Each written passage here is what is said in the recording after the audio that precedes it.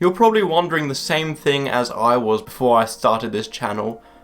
How many Home Alone films are there? Obviously knew about the original, and the only reason I knew about the second one is, same for many people, is that Donald Trump was in it. And I looked into it, and including the one that just came out, Home Sweet Home Alone, there are 6 Home Alone films. Far too many in my opinion. But we'll talk about that in detail now that we're getting into the ranking. Coming in at 6th place is Home Alone 4. Right from the start, Home Alone 4 establishes an awful concept for a kid's film, and that concept being a father having his midlife crisis where he ditches his wife and family to go date a younger and richer woman. When you realise that these are supposed to be the same characters from the first 2 films, the McAllisters, albeit recasted, that makes this concept twice as bad. As, you know, we've been through 2 adventures with this family, albeit, yes, besides Kevin, the parents are the ones who left him behind. So it feels really awkward and uncomfortable having this sort of plotline amongst this family after we've already had 2 films with them. And with them being recasted, to be honest, it's kind of hard to keep up with remembering that these are the same characters. Mainly just because, you know, they're not the same actors and they can't capture the same charisma that the others did. And the only times that you remember it is when they chuck in some forced dialogue and callbacks to the previous films. Even the return of Marv, also recasted, is awkward as he's twice as slapstick, and the same goes for the humour. It's just over the top beyond the point of enjoyment. And watching through it, there's this other plot line which I thought, oh, imagine if they did this, and then it actually happened. So maybe to some it may be obvious, but it's not like you care that much, as this is just an awful film. Coming in at 5th place is Home Sweet Home Alone. This delivers yet another unnecessary film in this franchise. However, this time it actually has a solid cast, as it's straight to this streaming service, Disney Plus, not just straight to DVD. With big name actors like Ellie Kemper, Rob Delaney, it is expected that they'll take up a large amount of screen time. And while they play their roles to the best of their ability, the amount of development given to them over Archie Yates' character is one of the reasons this film doesn't work. All of the Home Alone sequels are, of course, a rehash of the original, but all of them do contain the same elements, you know, a child-focused story and lead, people trying to break into the house, and then a big showdown at the end with all these traps. And while Home Sweet Home Alone contains the latter 2, it doesn't trust Archie Yates enough to lead the film. Despite him showing he has such a fun charisma for someone his age in Jojo Rabbit, and even in the little screen time he had in this film. And where the adults are more of a main focus in this film, it does have some elements which may not appeal to children as much. You know, there are certainly aspects which you're like, okay, you have to keep in mind this is for kids, with the humour and the amount of over-exaggeration with some of the traps, but they also tackle things about like financial difficulty and then some adult jokes. It's fine if it's just silly all the way around because you know it's directed for kids, but when they try and branch out to reach an older audience, it does bring out more of the faults to be criticised, and by that there are so many plot holes and dumb character decisions that Home Sweet Home Alone is a poor film, yet I didn't have high expectations for it.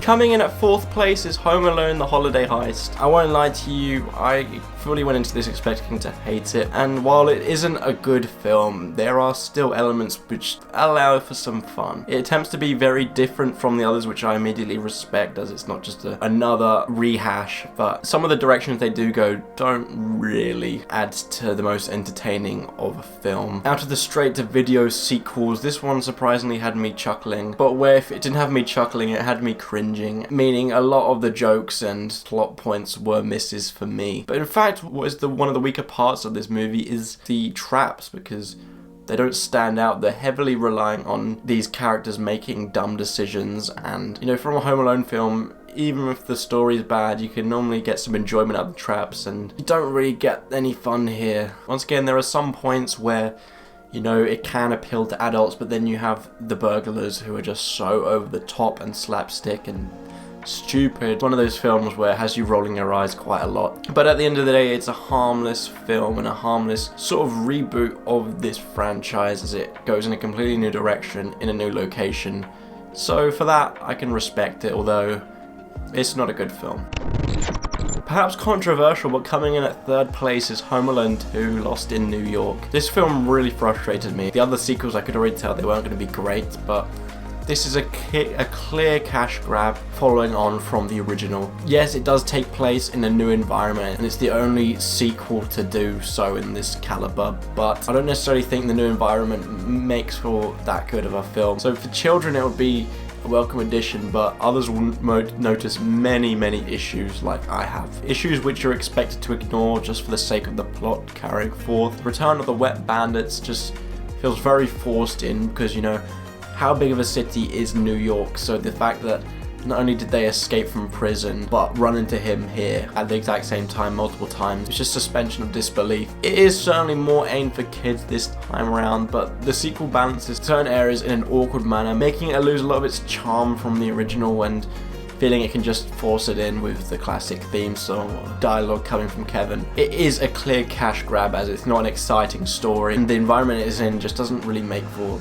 that good of a Home Alone plot. The reason I have it in third place is, although the others may be more of a rehash, some of them do attempt to do something completely different. What's that? Coming in at second place, Home Alone 3? He must be mad, but in all honesty, off the back of the second one, and especially seeing that this is a new cast and it was direct to video, I went into this with quite low expectations, and perhaps that's why I enjoyed it a lot more than I should have or expected to. It doesn't feel the need to bring back Macaulay Culkin or Kevin McAllister himself, so it does something completely different. But as I mentioned, it doesn't completely rehash the film, it takes a new approach to it. And to us, it was going in a solid direction for this to have a higher score, not anywhere near the original, but if it didn't unfold in such a goofy way towards the end, because although kids could have fun, it was also, you know, enjoyable for an older audience up until it got to the traps where everything got a bit goofy. But like all of these sequels, it's a film which didn't need to happen, but if we're going to get it, at least it was harmless and a little bit different, albeit not as good as number one.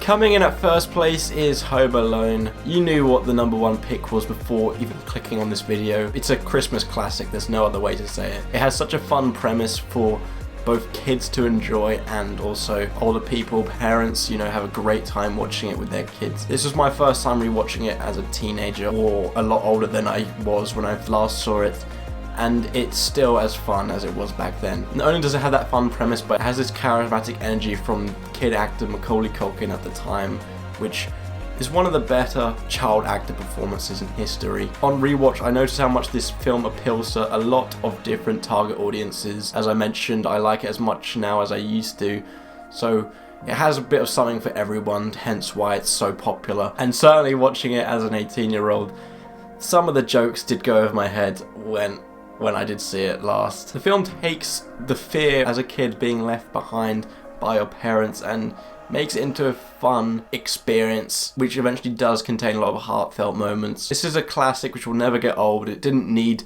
any sequels. It doesn't ever need a reboot, in my opinion. As I mentioned, it never gets old, even if you do rewatch it every Christmas.